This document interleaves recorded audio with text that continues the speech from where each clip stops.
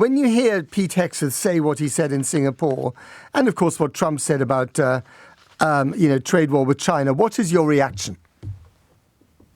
Thank you very much for having me. Yes, the United States has launched the largest scale tariff war or the trade war, not only against China, but against the rest of the world. Some Americans call the trade war as the economic nuclear war. So I tend to agree that this war should be stopped as quickly as possible by all over the world, as well as by the courts in the United States. As far as the Secretary of Defense, Mr. Hegseth, I would say he will not be able to fight against the megatrend of China's reunification with Taiwan. And the United States will never really decide to shed the blood of their soldiers and officers to defend the so-called separatism of Taiwan, because they will be involving in a civil war, which was unfinished in 1949. And if the separatists in Taiwan want to push the edge of the envelope, it will cause the resurrection of the unfinished civil war. And between China and the United States, I don't think we are destined for war. I believe in the inevitability of peace between China and the United States. No one should agitate for war between China and the United States, because that will be mutual destruction and Armageddon for mankind. But do you think that a trade war, which it looks as if China and the US are either having or might have, is the precursor to what could become a military conflict? Are those two issues linked?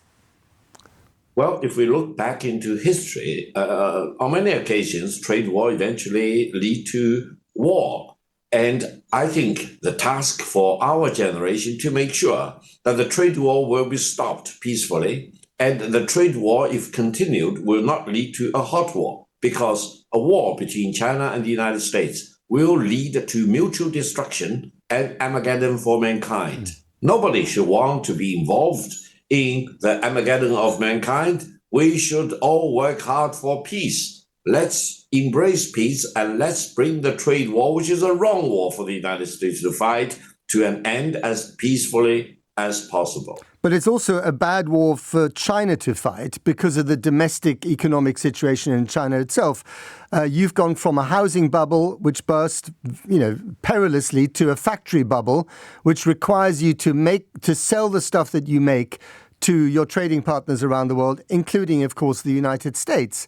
So to what extent do you feel vulnerable by the trade war that has been raised by the United States? First of all, China does not want to fight a trade war or a tariff with anyone, especially with the United States. However, if you look at the situation, the United States initiated the trade war. They imposed the trade war on China and the rest of the world. And the only thing China needs to do, which is the right thing, is to step up and defend free trade. And defending free trade is not just for the sake of China, it's for the sake of mankind. Now, comparing with any other country in the world, China is in the best condition right now. The piercing of the property bubble was initiated by the Chinese government. And after several years of restructuring, I think we've put the property bubble behind us. And China is highly organized right now, very much disciplined, and China can go forward with or without the United States. Sorry to interrupt, Victor. With the United States, we are much better position. Right. What I've been reading, Victor, is that actually, far from being organized, the Chinese leadership is panicking because the domestic economic situation requires you to sell your stuff abroad. And if you can't sell it abroad, you're going to have real problems at home because you cannot replicate your foreign markets with a domestic market where, Chinese citizens are just not prepared to pay the same amount of money or to spend any money on the stuff that Americans are buying, for instance. I completely disagree with the proposition of your question, with due respect. I think ever since 2017, China has been readjusting its exports, and by now, China's export to the United States only account for about 13% of total Chinese export to the rest of the world. And China is now the largest trading nation with more than 140 countries in the world. Therefore, if you allow me to say one point, I think philosophically, we don't care if we are forced to lose out the US market. Why? Because we value freedom, we value free trade more than economic losses. I think the Chinese nation as a whole, being very much united, will be able to sustain whatever losses there are if we are shut out of the US market. But the quid pro quo is that the US will be shut out of the Chinese market. So President Trump and the US government need to ponder the real consequence of having China-US trade, bilateral trade, two-way trade, grinding to a halt. What will be the consequence for the American consumers? I think they will be panicking. There is no panicking in China at all. Okay. Victor, stay on the line, please. I want to bring in Sam Lowe. Sam, when you hear what Victor Gao's been saying, when you hear about the rhetoric and, and the fact of these steel tariffs just announced by Donald Trump, how worried are you that this will actually, turn into a much more serious trade war than the one we've seen so far?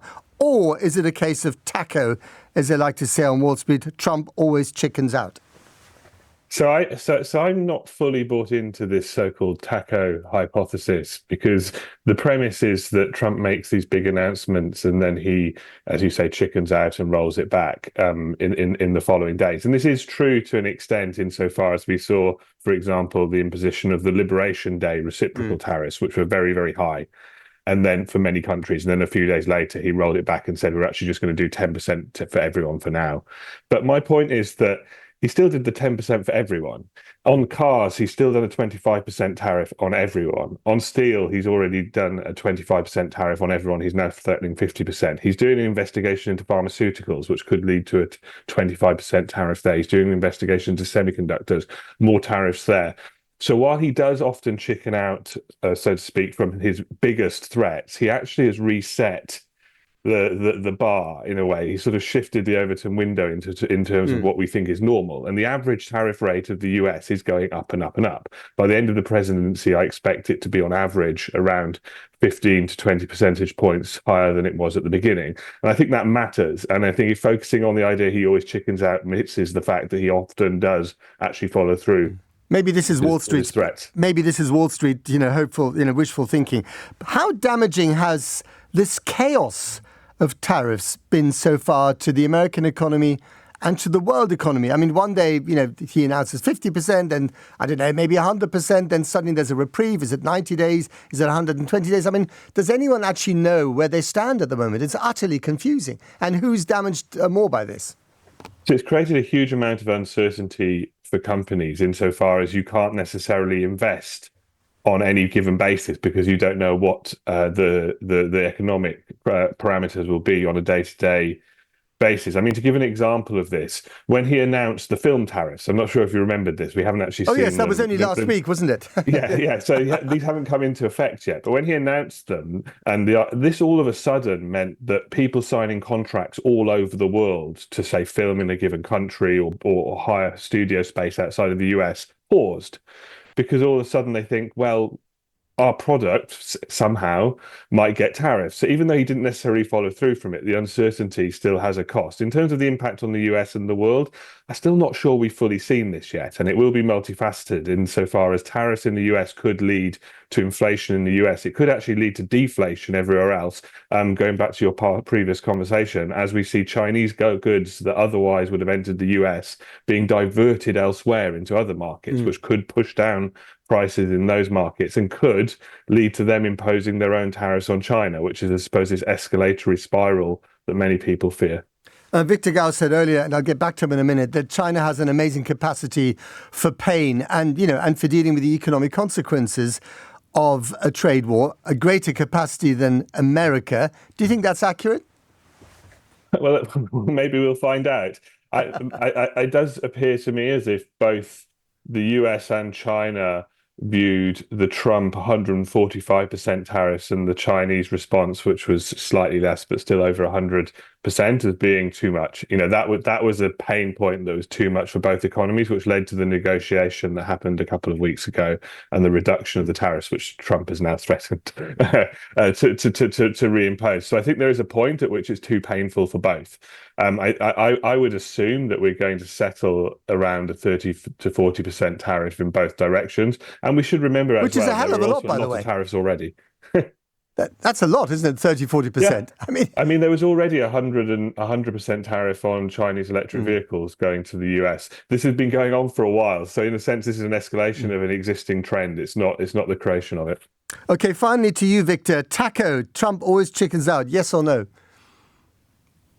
Well, I would give President Trump all the respect he deserves as the president of the United States. However, I think President Trump is very mischievous. His art of war really is the art of inflicting as much pain on everyone around him in the United States and outside of the United States. And President Trump has become the greatest unreliability, unpredictability, and a lack of reliability in the world of today. So we need to deal with him as he is, rather than blow him out of proportion. He is the greatest source of lack of reliability in the world of today.